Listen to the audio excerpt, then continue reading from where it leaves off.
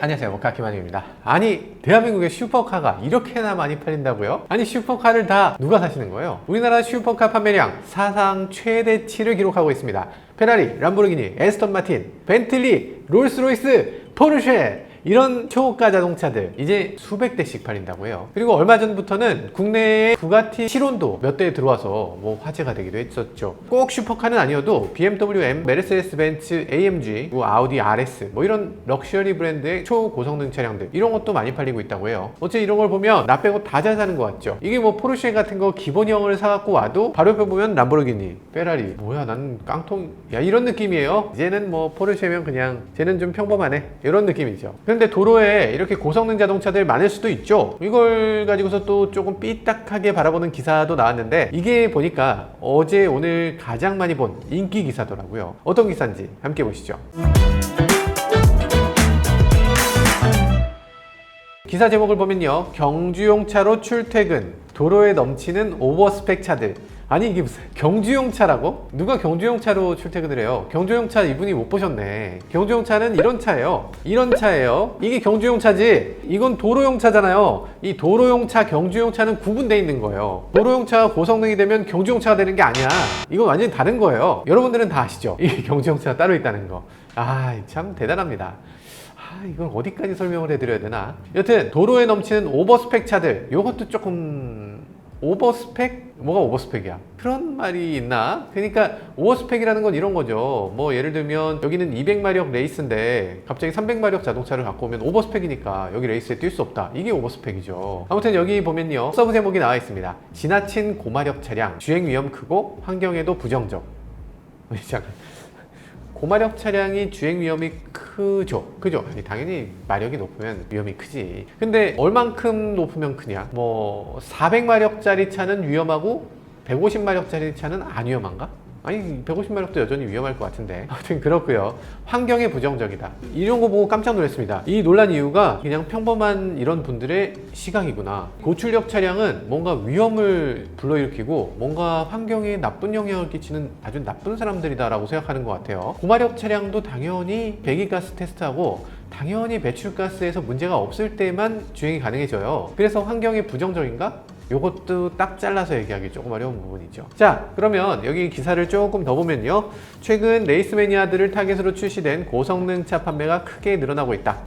레이스 매니아? 이게 일일이 다 토시를 달기가 너무 좀 어려워요. 일단 모든 문장들이 다 조금씩 문제가 있어. 이 레이스 매니아라니, 저는 왜 고성능 차를 자꾸 사는 거지? 저 레이스 매니아예요? 레이스 매니아 아니죠. 레이스를 하지도 않는데. 레이스를 한다는 말 자체가 굉장히 조심스러운 말이에요. 이거 함부로 하면 안 돼. 왜냐면 공도에서 레이스하는 순간 잡혀갑니다.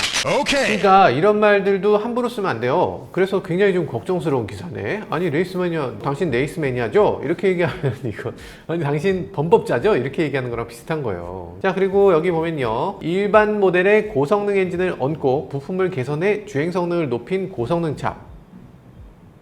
이게 뭐 잘못이야? 이게 잘못이야. 보통 최고 출력이 300마력 이상, 최고 속도가 250km를 넘는 차량을 말한다. 고성능 차라는 건 300마력 이상을 말한대요. 약간 애매하긴 한데, 네, 넘어가죠. 최고 속도 250km가 넘어야 된대. 이거 참. 독일 차들은 250km 정도의 신사협정을 맺고 있어요. 그래서 250km가 넘는 차를 안 만듭니다. 최고 속도를 꼭 250km로 표기해요. 왜 250km로 표기하냐면 예전에 독일에서는 이 최고 속도 경쟁을 했어요. 벤츠, BMW, 뭐 아우디, 뭐 폭스바겐 이런 브랜드들이 우리의 최고 속도는 260입니다, 270입니다 이런 식으로 계속 올린 거예요. 계속 올리니까 어떤 일이 벌어졌냐면 내가 더 빠르네 이런 걸 하다가 나중에는 기어비를 앞쪽에다가 몰아넣는 게 아니고 기어비를 실제로 쓰지도 않는 270, 280에서 기어를 바꾸게 하는 거예요. 너무 웃기지. 그렇게 바꾸게 하면 이 뒤쪽에 기어비가 몰려서 이 앞쪽은 듬성듬성하게 되잖아. 그러니까 야, 우리 이러지 말고 우리 모두를 위해서 이 연비도 이 앞쪽에서 연비가 좋게, 이 성능도 앞쪽에서 성능이 좋게 이렇게 만들자. 이 250km 넘어가면 사실 무의미하잖아. 누가 달릴 것도 아닌데 그걸 위해서 우리가 굳이 거기서 열심히 노력해야 되냐? 그래서 이제 250km가 넘으면 250km로 표기하기로 이렇게 신사협정을 맺었어요. 그러니까 여기서 고성능 차라고 말씀하신 차가 여기서 고성능 차가 아니야. 약간 이 기사에 모순이 있어. 자, 다음으로 넘어가죠. 이 기사에서 이런 내용은 정확하게 분석을 한 것 같습니다. 메르세데스-벤츠 AMG는 올해 상반기 판매량이 3,636대, 메르세데스-벤츠 AMG는 75% 증가했다고 하고요. M은 85% 증가했다고 합니다. 정말 엄청나게 많이 증가하고 있는 것 같아요. 일단 포르쉐는 6,000대를 팔았다고 하는데 이 상반기 동안에 6,000대를 팔면서 전년에 비해서 훨씬 더 판매량이 증가했다. 이 럭셔리 브랜드들 전체가 판매량이 늘었다. 이런 얘기를 하는데요. 그리고 여기 특이한 거 있다.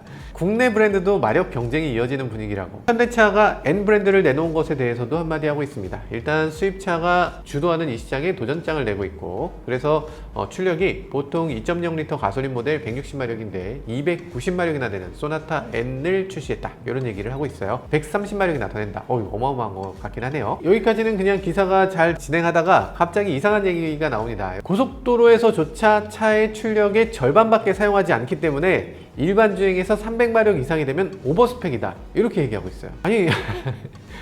아니 그게 무슨 말이에요? 일단 왜 오버스펙이라고 말하는지에 대한 얘기가 전혀 없죠. 오버스펙이라고 할 이유가 전혀 없고, 스펙은 자기가 원하는 만큼 갖는 거죠. 차주가 나는 500마력짜리 차를 갖고 싶어요.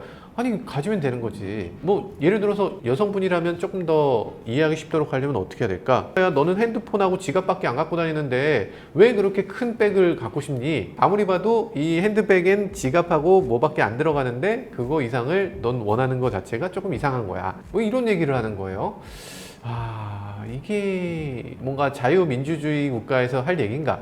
이런 생각이 들기도 하네. 여기 보면 글쓴이가 생각하는 우려가 있습니다. 여기 무조건 마력이 높다고 좋은 게 아니다. 주행 성능이 높은 차일수록 정교한 주행 기술이 필요하다. 맞죠? 아니, 주행 성능이 높으면 정교한 주행 기술이 필요하지. 스포츠카는 가속 페달에 발만 올려도 총알처럼 튀어나간대. 아니 그거 아니지. 아니 그거 아니에요. 스포츠카를 안 타보셨나? 아니 가속 페달에 발을 올리는데 총알처럼 튀어나가면 안 되지. 스포츠카일수록 이 페달을 더 정교하게 조작할 수 있게 만들어져 있어요. 아니 그러면 어떻게 레이스를 해? 갑자기 이렇게 발만 올렸는데 튀어나가면 그것도 총알처럼. 그러면 안 되죠 당연히. 야 이게 진짜 보통 분들이 이렇게 생각하시나? 굉장히 이게 더 많이 이런 영상을 만들어야 되겠다 이런 생각을 하게 되네요. 이 글 써주신 분들 정말 감사합니다. 말씀을 안 해주셨으면 이런 생각을 하고 계신지 저희 몰랐을 거예요. 일단 마력이 높다고 해서 차가 갑자기 더 튀어나가는 건 아니에요. 마력이 높아도 자기가 컨트롤하기 쉽게 스포츠카일수록 더 세밀하게 조정이 되도록 이렇게 만들어집니다. 여기 또 이런 얘기 있죠. 차량 성능이 상향 평준화되면서 구동력 제어 장치를 장착하게 된 게 이 때문이다. 이렇게 써 있어요. TCS가 그래서 장착된 거다. 사실 TCS는 출력이 너무 높아서 이걸 장착한 거다. 뭐 어떻게 보면 그렇게 말씀하실 수도 있는데 사실 그렇다기보다는 경차에도 TCS가 있어요. 그래서 이게 고성능 차기 때문에 TCS를 장착했다. 요거는 맞지 않죠. 그냥 출력이 너무 남아서 출력이 오히려 줄여주는 기능이 여기 들어있다. 이렇게 바라본 것 같은데 사실 그게 아니라 안전을 위해서. TCS라는 건 가장 기본적인 안전장치이기 때문에 코너에서 가속 페달 밟다 보면 결국에 출력이 높든 낮든 위험해요. 그리고 스포츠카는 코너에서 어느 정도 가속 페달 밟으면서 갈 수 있지만 타이어가 얇은 경차나 이런 차들은 코너에서 더 위험합니다. 가속 페달 좀만 밟으면 굉장히 위험하기 때문에 그래서 경차들도 TCS는 다 달려 있어요. 그러니까 여기서도 약간 오해가 있으시네요. 바라보는 시각 자체가 이 고성능 자동차를 어떤 적 같은 걸로 보고 있어서 그래요. 고성능을 갖고 있다고 해서 모든 사람들이 다 막 달리는 거 아니거든요. 그리고 저성능이라고 해서 막 안 달리는 것도 아니에요. 제 말은 고급차 슈퍼카라고 해서 더 험하게 달린다는 건 아니라는 거예요. 출력이 높다고 해서 더 양카 운전을 한다. 이 전혀 맞지 않죠. 사실관계가 전혀 맞지 않은 얘기예요. 출력이 높은 차 있는 거고요. 출력이 낮은 차 있는 거고요. 양카 운전하는 사람이 따로 있는 거예요. 이것과 관계가 전혀 없습니다. 아무 상관관계가 없어요. 그리고 공도를 달리는 고마력 차량들은 지나치게 성능을 낭비하고 있다. 낭비일 수 있죠. 낭비일 수, 그래, 맞아. 맞는 얘기야. 성능 낭비하고 있습니다. 그렇지만 낭비하는 게 뭐? 성능 낭비하는 게 죄인가? 뭔가 이렇게 삐딱하게 볼 일은 아닌 것 같은데 우리가 평수를 따지고 봐도 저도 옛날에 7평 정도 되는 집에도 살아봤어요. 7평에 살 수 있지. 살 수 있어요. 근데 지금 뭐 20평 이상에 다들 사시잖아요. 공간을 낭비하고 있는 건가요? 그러면? 그거 아니잖아요. 그거 아니고 더 넓고 더 풍부하고 더 멋있는 뭐 이런 거에서 살고 싶은 거 다 인지상정 아닌가? 그런 약간 인간의 욕구 그런 것들을 그냥 무시하고 너는 이거면 충분해 라고 이렇게 딱 지어준다는 거 이게 옳은 일인가? 당신은 1인 가정이니까 당신은 10평 이내에서 사는 게 합당합니다.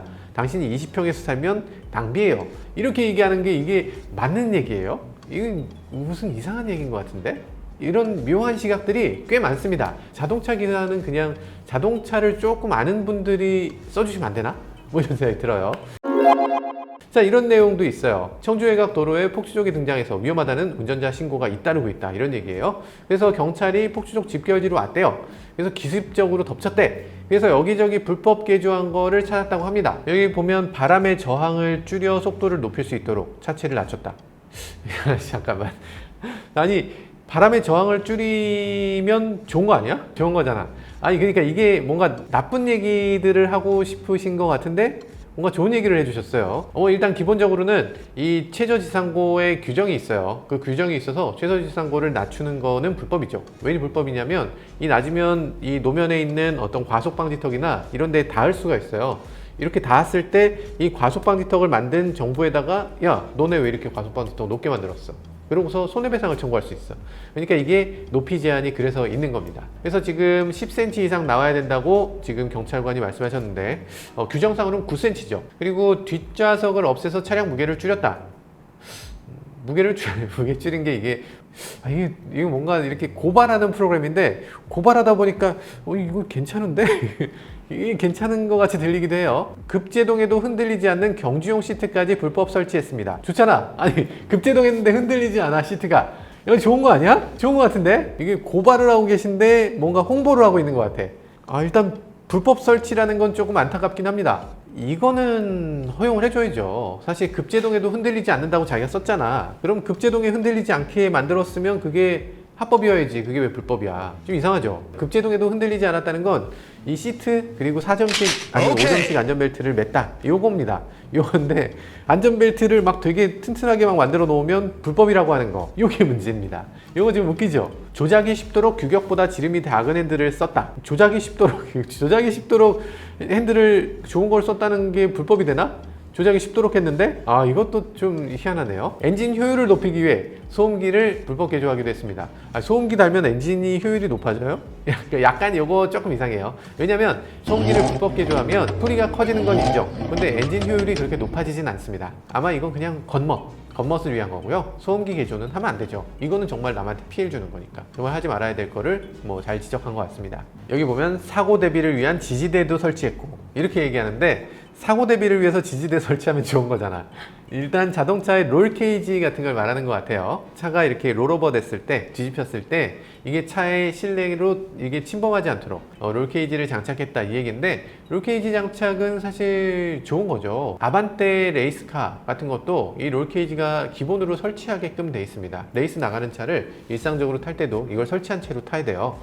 그래서 이런 것들을 생각해보면 롤케이지를 불법화 시킬 만한 이유가 있나? 그거 불법이라고 얘기하기 조금 애매한 것 같습니다. 튜닝이라는 거가 결국에는 부품을 떼다가 딴 걸로 끼우는 거잖아요. 그 깐깐한 독일도 이 TÜV라고 하는 이 인증을 받은 시트로 교체를 하면 그건 허용이 돼요. 그게 당연히 허용이 돼야지. 근데 그거를 이거 갈아 낀 거를 이 설계도를 가져와서 그 설계도를 인증받고 여기서 설치를 하고 그걸 갖고 구조 변경을 또 해야 되거든요. 그래서 현실적으로 불법 개조를 벗어나는 게 너무 힘든 거예요. 그리고 일단 기본적으로 차가 잘 달리게 만들어져 있으면 이걸 범법자로 취급하는데 이게 말이 되나? 잘 달리는 차 사는 게 무슨 죄가 되나? 이건 좀 자동차 문화의 발전에 너무나 반대로 가고 있는 그런 시각을 갖고 있는 것 같습니다. 사실상 경주용으로 차량을 불법 개조한 운전자 3명을 자동차 관리법 위반 혐의로 입건했다, 이렇게 돼 있는데, 그러니까 운전자 딱 3명밖에 안 되는 거예요. 이게 폭주족이 이렇게 모였다며? 그럼 폭주로 잡아야지 왜 불법 개조로 잡아? 여튼 자동차를 바라보는 시각이 굉장히 구태의연하고 굉장히 구세대적인 것 같다는 생각을 해보게 됩니다. 자동차라는 건 어디까지나 개인들이 자가용으로 자기가 차를 어떤 식으로 탈지를 자기가 결정할 수 있는 권한은 줘야 될 것 같아요. 우리나라 소득 수준도 높아지고 우리나라 사람들이 자동차에 대해서 더 잘 알게 되면서 고성능 자동차가 더 많이 팔리고, 그런 것들은 뭐 당연한 현상. 전 세계적으로도 소득 수준이 높아지면 고성능 차가 더 많이 팔리는 건 이건 자연스러운 흐름인 것 같아요. 선진국들 못지않게 우리나라도 앞선 튜닝 문화, 앞선 자동차 문화가 만들어지기를 간절히 바라봅니다. 지금까지 저는 모카 김한용이었습니다. 감사합니다.